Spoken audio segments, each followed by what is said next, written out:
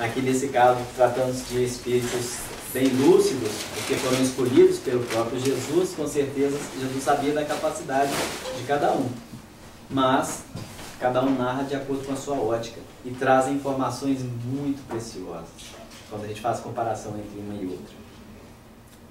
E logo obrigou os seus discípulos a subir para o barco e passar adiante, para outra banda, a Betsaída, enquanto ele despedia a multidão.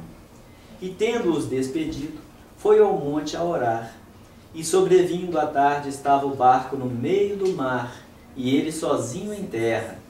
E vendo que se fatigavam a remar, porque o vento lhes era contrário, perto da quarta vigília da noite, aproximou-se deles, andando sobre o mar, e queria passar-lhes adiante. Mas quando eles o viram andando sobre o mar, cuidaram que era um fantasma, e deram grandes gritos, porque todos o viam e perturbaram-se. Mas logo falou com eles, e disse-lhes: tende bom ânimo, sou eu, não tem mais. E subiu para o barco, para estar com eles. E o vento se aquietou, e entre si ficaram muito assombrados e maravilhados, pois não tinham compreendido o milagre dos pães, antes o seu coração estava endurecido.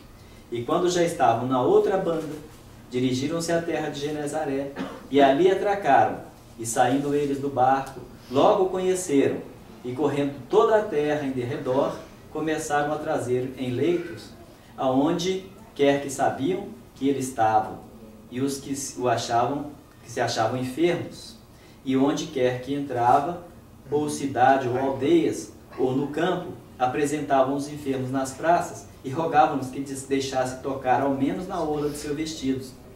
E todos que tocavam saravam. Esse é Marcos? Esse é Marcos. Agora João... Marcos não fala então que Pedro... Não. Ele não menciona que Pedro... Por isso que a gente observa que cada um traz uma ótica que ele acha que é mais importante. Hã? Não, Lucas não tem esse comentário. É Lucas ou Mateus? O primeiro que você viu? Primeiro Mateus, o segundo Marcos. E agora João.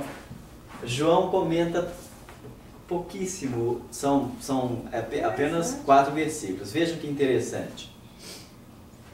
E quando veio a tarde, os seus discípulos desceram para o mar, e entrando no barco, passaram o mar em direção a Cafarnaum. E era já escuro, e ainda Jesus não tinha chegado ao pé deles. E o mar se levantou, porque um grande vento assoprava, e tendo navegado uns 25 ou 30 estádios, viram a Jesus andando sobre o mar, e aproximando-se do barco, e temeram.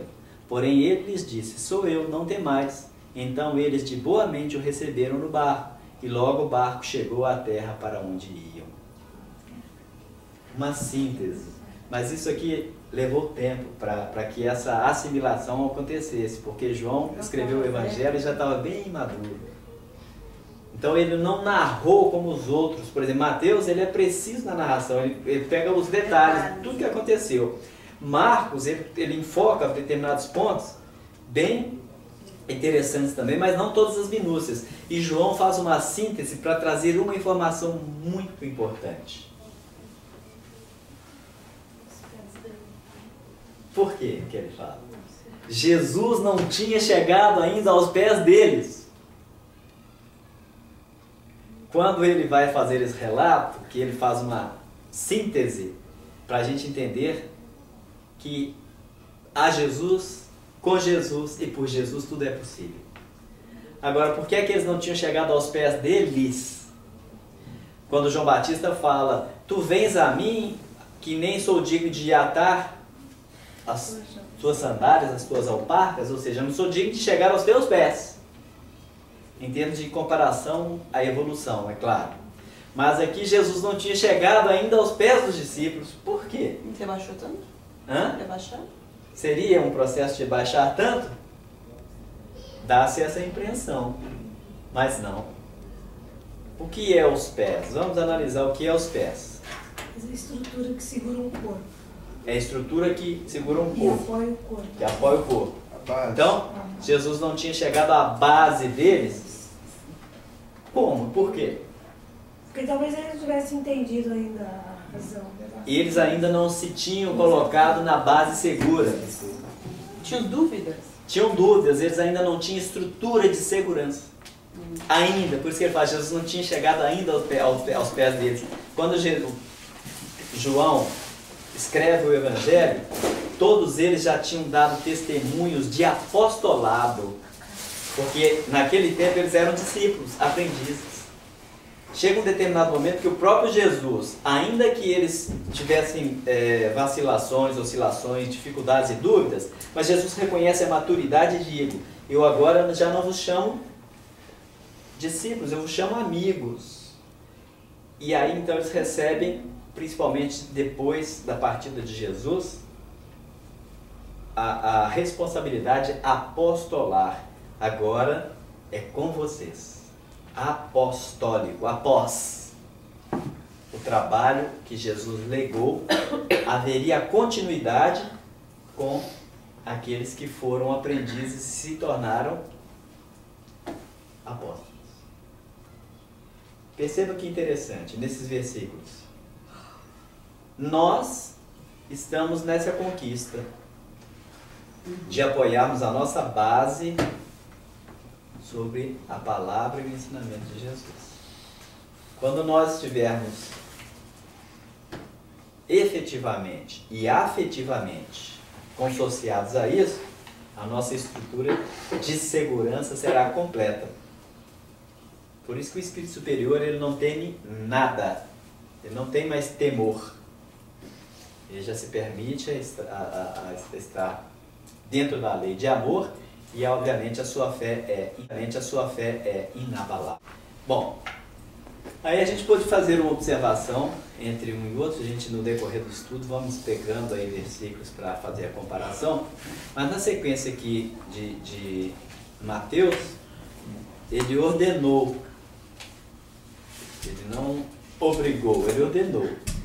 Quando é uma coisa imposta, obrigada, imposta e obrigada, nós percebemos que não houve o respeito ao livre-arbítrio. Quando é uma ordenação, quando se usa o imperativo, é para a consciência. Porque você pode ou não acatar uma ordem, não é verdade? É o que muitas vezes acontece. Nós temos uma ordem para executar determinada tarefa e em determinado momento pode até haver uma motivação para aquilo. Mas no decorrer da caminhada, o indivíduo acaba desistindo, deixa isso para lá. A enfatização dos discípulos é para nosso reconhecimento em termos da autoridade que representa Jesus. Porque Jesus, ele tem a autoridade daquele que ama, que tem o domínio, mas que respeita o ponto de evolução de cada um. Não há aquela autoridade arbitrária. E ele ainda trazia determinadas observações ao indivíduo, quando, por exemplo, chegavam para ele e pediam para ser curado. Jesus fazia uma pergunta imperativa: que queres que eu te faça? O querer da pessoa, né? Que queres que eu te faça? Mas aí tinha o que? Que leva o indivíduo a considerar o que realmente ele está desejando e necessitando e o porquê, consequentemente, daquele processo todo. Então ele tinha recursos bem profundos, bem psicológicos para enfocar a sua mensagem. E aí no versículo 23 a gente percebe, já que é uma sequência, que nós falamos na semana passada, do versículo 21, 22, que é passar para outra banda, é mudar de sintonia, né? É sair de uma sintonia e entrar em outra sintonia, porque até na questão, vamos voltar ao versículo para não ficar uma falha, né? E logo ordenou Jesus que os seus discípulos entrassem no barco e fossem adiante para outra banda, enquanto despediam a multidão.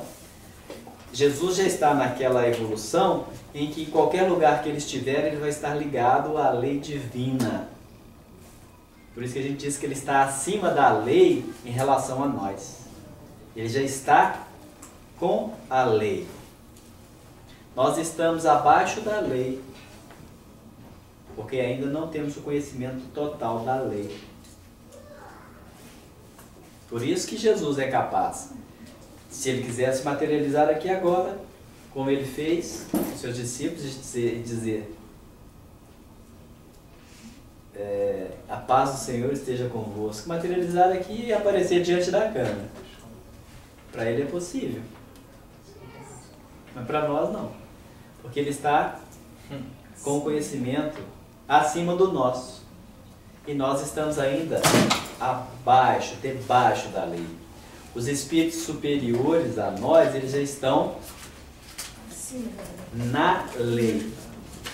Eles estão na lei, porque eles respeitam toda a deliberação divina. E os espíritos na condição crística, ele já está acima da lei, porque ele está direto com Deus. Ele já é um dos que executa a lei em relação àqueles que estão na retaguarda. Para o quê? Favorecer o progresso desses. Percebemos, por exemplo, que o próprio Saulo, depois convertido a Paulo, pela sua transformação, que disseram que mudaria a primeira letra do seu nome, Saulo e Paulo, que é a mesma consideração, pequeno, porque ele não podia perder o Paulo de vista, o Saulo de vista. Ele dizia que ele conservava aquele nome, mudando apenas a primeira letra, para não perder o Saulo de vista. Ele diz, enquanto despedia da multidão, e mandou eles passarem para outra banda. Quando você está tete a tete com um outro indivíduo, na conversação com um outro indivíduo, fica mais fácil o controle dessa conversação, ou até mesmo de um trabalho. Por isso Jesus mandava de 2 a 2. Se mandasse 3, já poderia complicar a situação. Se mandasse 3, aí já divergia demais. Porque 3 já passa a quase que um regime de multidão. Já como que intensifica a influência, inclusive, da outra multidão, que é a multidão dos desencarnados. E dos desencarnados existem 2 multidões. A multidão dos espíritos que querem o progresso e daqueles que estão ainda fascinados com o comum e se alimentam da banalidade, da vulgaridade, das viciações do homem comum. Então são, obviamente, conflitos que ficam estabelecidos aí. E no versículo 23, e despedida a multidão, subiu ao monte para orar à parte, e chegado já à tarde, estava ali só. Nós também fizemos um comentário sobre esse versículo, bem rápido, mas percebemos que Jesus, não obstante ele estivesse constantemente conectado com Deus, ele não dispensava a disciplina que foi enfatizada pela Márcia. E aí a gente lembrou as considerações de Emmanuel, que a disciplina antecede a espontaneidade. Nós devemos fazer isso por dever, por obrigação. Por isso está com a consideração lá de Marcos. E obrigou-os a subir por um processo de assimilação. Aquele que tem conhecimento superior tem autoridade. Então eu devo me intimidar a essa autoridade para que eu possa acertar. Para que eu possa acertar. Já num tempo mais avançado dessas considerações pela assimilação de João, aí já coloca de uma forma diferente. Que ele vai dizer, e quando veio a tarde, os seus discípulos desceram para o mar. Eles estavam acima com Jesus, mas depois eles teriam que voltar para as suas lutas da vida comum, do cotidiano. E entrando no barco, passaram